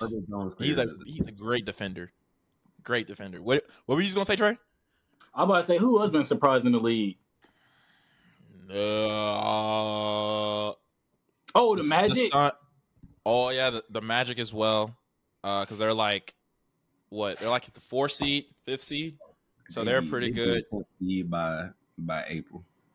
Yeah, no, I was about to say we've seen this before. Phoenix, I'm not gonna lie, I didn't think Phoenix was gonna be like a 10th seed. Well, it's because Bradley from the Wizards. Bradley Beal. Play basketball. But here's the surprising thing about it though. They fooled me because I'm thinking like, well, dang, like Brad robbed, he straight up robbed Washington. Let's just keep it 100. He's the only player out there that play less than Kawhi. Exactly. KD need to come play with a real point guard first off. All this, he be playing with fake point guards. Facts. Devin Booker is not a point guard. I don't care how many assists you have. You're not a game manager. Yeah, he's not. He's not a facilitator. Doing a good job at it, though. I will say that he's not playing bad at point guard. But they're not. But yeah, Devin Booker, he makes the right play, but it's like, think about how much. That's why CP3 was such a huge loss, because it's like CP3 knows how to slow the game down. He knows how to speed the game up. They like at one point in the season they were like top 5 in transition, and on top of that, Devin Booker, even though he still gave you like 28 and 5. Dude was automatic every time he shot. It was like, dang, like his faders, his middies, like Devin Booker was that dude. And then now you got Kevin Durant. But the thing that has really been the Achilles heel of the Suns is 2 things: their defense and their depth. They have no defense whatsoever, and they have no depth whatsoever. And Campaign, they backup point guard. Campaign is with the Milwaukee Bucks. Oh, yeah. We've seen what KD does with a real point guard. Obviously with Kyrie, obviously Steph, Russ, and there's a point guard in Atlanta waiting for some help. I don't know. Hey man, maybe we figured that out. I'm not mad at that, but I think there's a lot of surprises. I think that's what a snake get though. He get what he deserves. Kevin Durant is not a snake, bro. Team joiner. Team joiner is crazy, bro. But nah, man, I don't know. We're starting to see a lot. It's just Phoenix. You gotta have, and then on top of that, you gotta worry about the Grizzlies, bro. Like since Ja has been back, they won 4. And 2 of those wins came from a New Orleans Pelicans squad that has been known to make noise in the West. I genuinely believe if the Pelicans had a piece in that 2022 first round series against the Suns, they beat the Suns in that series, bro. Like Pelicans have been known, but that's solely dependent. Zion didn't play, did he? Zion played that game. Yeah, he played last. No, wait, in that series. No, Yeah, he's talking about the series. Oh no. He was out. Yeah, So if Zion yeah, was healthy, they would have won that series. exactly. And I immediately in my mind when because the Suns next played Dallas. When Dallas like demolished them in that game 7, I was like, dang, like Dallas is gonna win this series for real.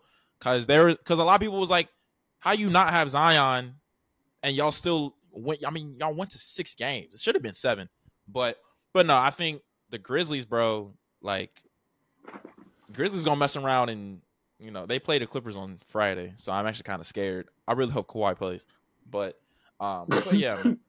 That's not, bro. I swear, bro. I'm really scared. You're right. You already hoping he plays. It ain't even January. First, bro. I hope Kawhi plays. Stop. Y'all don't even know what games he do play. He just call in. Yeah, I ain't coming in. Trey, at least we ain't got to worry about Trey Young sitting. Y'all just need to worry about winning meaningful games. Y'all lost to the. Y'all lost to the Rockets. We only tune in. We didn't lose to the Rockets. We beat the Rockets. We only lost to the Rockets. Maybe earlier this year, but we like literally a week ago. No, we just beat the Rockets. No, we lost to the Grizzlies. Oh, we know. We know y'all lost to the Grizzlies, but we lost to the Grizzlies twice. Pretty sure we beat the Rockets though. Yeah, we beat the Rockets by 7. Oh, my bad. Yeah, I watched that game. Because it was during the streak and Trae Young having 30 and 14. That's what he does. And we don't have to worry about him just sitting out for no reason. So y'all better worry about him being in Atlanta the next few years because he sure did. He bought a nice little house in LA, fam. Oh, we be singing Trae Young praises. We want Trae Young to be on the better team or a better team to be here. Oh, he ain't going no Lakers though. Straight up. He would be dead to me. He goes to the Lakers. And he not. Hey, bro. We know he not going to the Spurs. Y'all had DeJounte. I bet Victor Wembanyama won't be on y'all team. How about we keep him in Atlanta and figure out how to figure it out here? I don't know about that. I think that's the most likely. Cam, these boys paid role players big money. They do. And we're about to get them off the team. Don't worry. We're gonna get some help in here. We're gonna get Brandon Miller out of Charlotte. We're gonna get some guys. Hey, bro, listen. Cam, what's wrong with Charlotte? Because Charlotte do that BPA stuff too, where they just sign the best players they know and just ask them to play basketball. Like, they could have had Borel. What's wrong with LaMelo? Why you can't stay healthy? Oh, he ain't up on the court either. You and your brother. He's in the NBA because it pays well. That's why he's in the NBA. He does not play basketball. He doesn't love the game. He does not like to play basketball. Straight up. You think Cam? LaMelo? Oh yeah, Cam. I will say so. In our group chat, we always talk about a lot of players in the league are in the league for lifestyle. They don't love the game of basketball. And LaMelo is one of the ringleaders. Jalen Green is another ringleader. They don't like the game of basketball. They just like what the game of basketball brings. Borel, I know you know a lot of people. Bobo hanging out with Lil Uzi. Bobo in the NBA to buy Chrome Heart. Straight up. Who was Borel? Who else is in the league that just wants to be a part of the lifestyle? Josh Christopher. He not in the league, no more. Bro, are we missing anybody? That's crazy. Amari Bailey.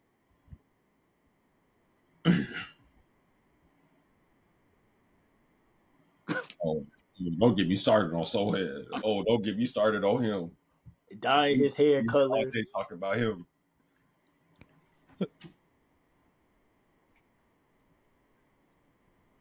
You gotta go watch the Euro leagues to see people that like basketball. And that's why they taking over for real. They play basketball for a living and they love the game. Facts. We play elite hoops. We see what Luka out there doing. Kevin Porter Jr. Chill. KPJ is crazy, bro. He don't love the game. He don't love it. You notice the trend though. Championship teams don't have those guys on their roster. No, they don't. Just like Kawhi Leonard. Kawhi Leonard loves the game. We know he does. Oh, it might be a couple on them Clippers roster though. Don't worry. James Harden do not let it get Yes, he does. Yes, he does. Stop. James Harden Stop. do not Yes, love he to get does. back. Stop. Bruh, Clippers just went on a whole 9-game win streak, bruh. James Harden has literally adjusted his playing in terms of moving off the Like ball. I'm the system. The system of He losing. is. What are you talking about? Cam, I can tell you, to be honest, outside of his MVP years where he won the MVP, James Harden couldn't even win a game. He couldn't. They had the Warriors up 3-1, 3-2, and you couldn't win a game. Bruh, because Chris Paul was out. Chris Paul was literally Can't the find X a way factor. to win a game. He's an old man. Trey, sometimes I don't even want to respond to you, bro. Sometimes I'm just like, damn, you just be saying anything, huh? But you say that. But Chris Paul's been hurt every single year in the playoffs. Am I Okay, wrong? I know you're not wrong.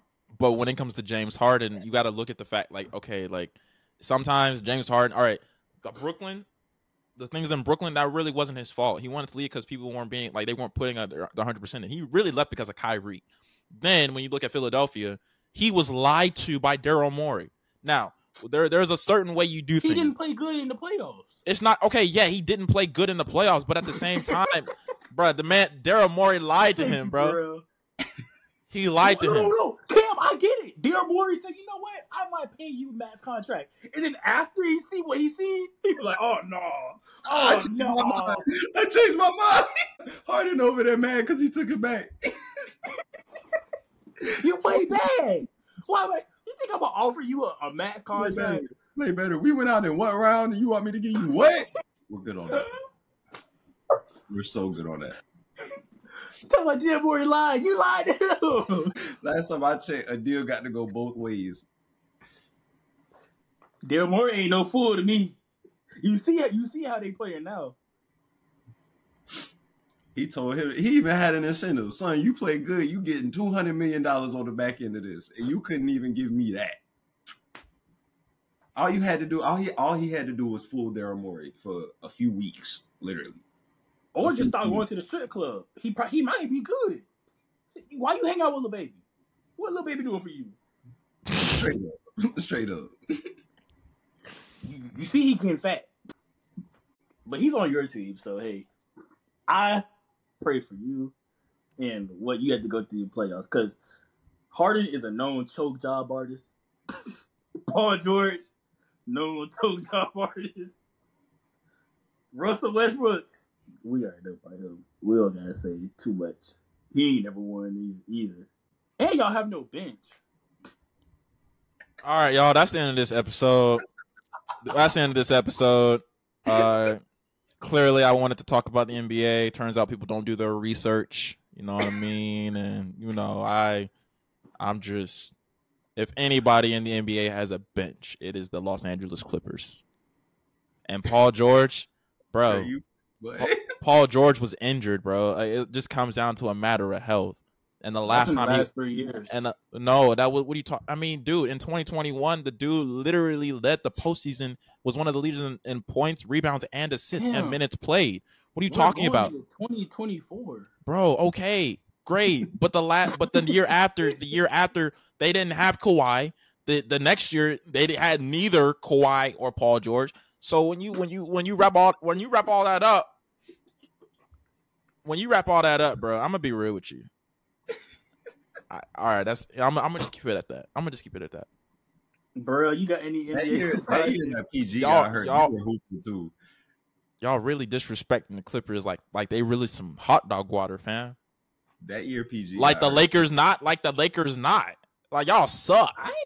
I'm not vouching for the Lakers. I don't even really watch them play because I don't like to see bad basketball on my TV. I really don't watch the NBA at all. You see, Cam, you see people scoring 170 points in the game, and you think I'm gonna watch it?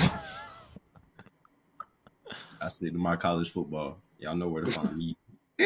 Real, you got anything to add, man? Just want to give a special. I'll just want to give a little shout out. Y'all was talking about surprises. I had two guys. One wasn't really a surprise to me personally, but I know he was a surprise to the world, and I want to explain why. And then the other one's just he surprised me. The first one that surprised me was Kobe White. His development at the blink of an eye has been insane. And that caught me off guard. They don't even want that Levine no more. 20-point a game night and a 40% shooter from deep. I mean, that's impressed me. Him able to get to the rim and play vertically. That was a problem I had with Kobe White, was he's never been able to play north to south. He's always been an east to west kind of guy. So now him getting to the rim, creating advantages for others on the team. I mean, I love what he's doing out there. I think the Bulls found a guy that they can not build around, but keep as a piece once they go ahead and relinquish everybody else of their duties in Chicago. I think that should be the guy to stay to keep a familiar face. I think everybody else should be let go of. Go ahead, Zay. You good, man? You good? The one that didn't surprise me though, don't worry about Obi Toppin. He didn't have a clear role in New York because the spacing was horrible. You just wanted him to spot up in the corner. Now? But he's in Indiana, he's hooping, where he has a center that can shoot. Then that Mitchell Robinson was another vertical spacing threat. Obi Toppin can play the PNR with Halliburton. They can switch it up. He can come off of a DHO now with Miles Turner. There's many amazing ways that Carlisle is utilizing Obi Toppin's athleticism as a rotator, a helping shot blocker, all types of things they're doing. And I'm happy for Obi Toppin. I'm glad he's found a home to where he can be comfortable and he can continue to grow and expand. I love what Indiana has going on down there. Nah, me too, man. I ain't gonna lie. I actually like Indiana. They kind of fallen. They kind of hit reality in the last few weeks since they won. LeBron got to. Yes, since LeBron. LeBron. They ain't done no better. So, first in-season championship winners. And they hung up the banner. And guess what? Y'all still at 9 seed. And that's a flag. That's a flag. No, that ain't no banner. That's a flag. Oh yeah, I would say, Cam. What Shaq say? I don't approve of hanging that banner. That's a flag. Take that down. take that off. You better put a plaque somewhere on the stadium. That's what I'm saying. A plaque or something. A banner is crazy. Had a whole ceremony. A banner is crazy. Crying. So do y'all think it's just theatrics in LA? Do y'all think it was good, or do y'all think it was a success? No, wait, what'd you say?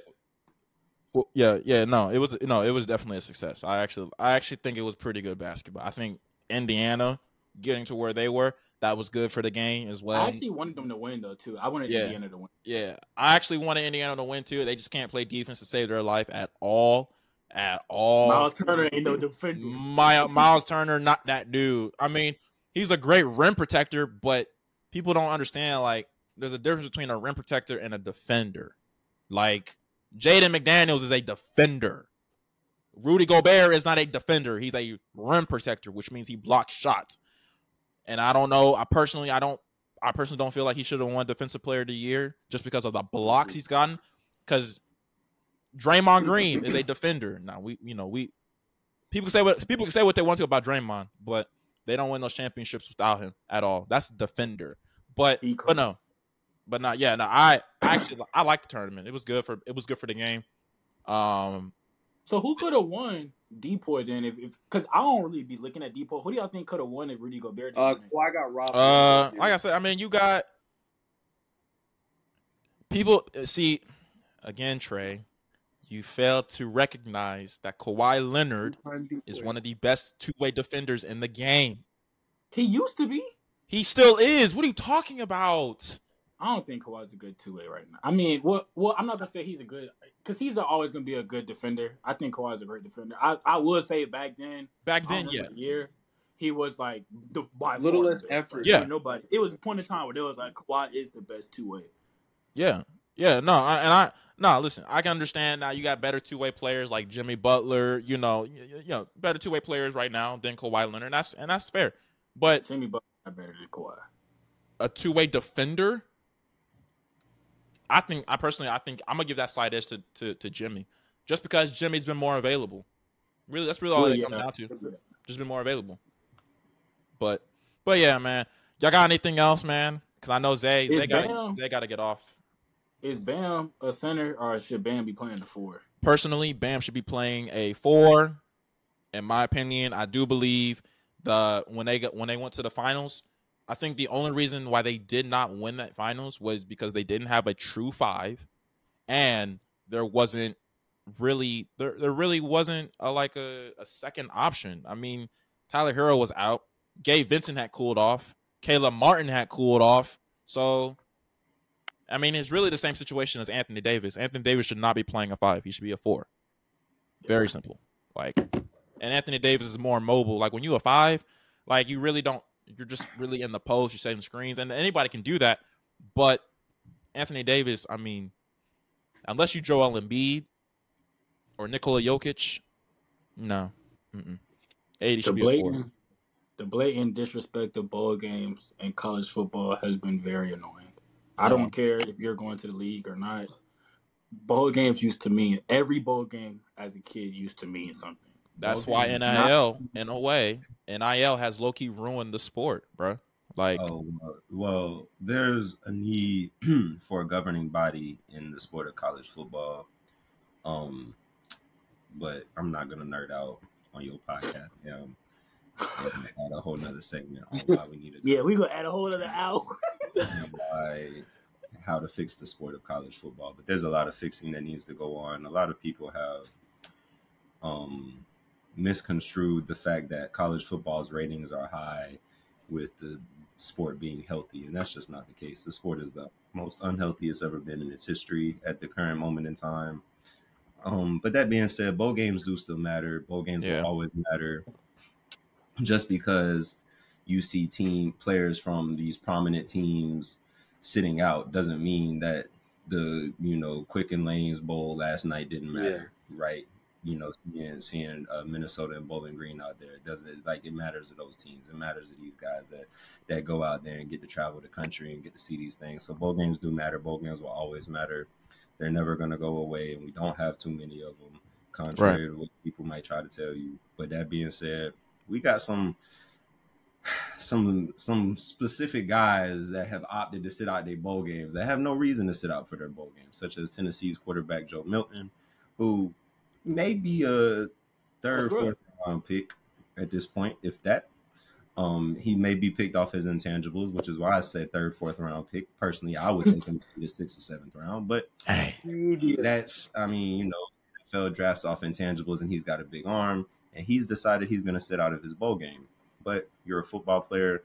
The way you create value and to, improve your draft stock is to play football instead of sitting out of these football games. And you get an extra game to prove yourself, and you're not using it. So valid. Johnny Wilson. Yeah, they call you a wide receiver, and I ain't seen. There's a lot of guys. I'm not singling these guys out, but there are guys that would really benefit from playing in their bowl games and playing against some competition that they may not see very often. Like, I think Tennessee's playing Iowa. Iowa has a very good defense. Joe Milton goes out there and lights them up. It's gonna turn some heads, just like last year when he played in the bowl game and they went out there and lit Clemson up, and he was preseason Heisman favorite. A bowl game can change your life. A good bowl performance can change your life, and they're choosing not to.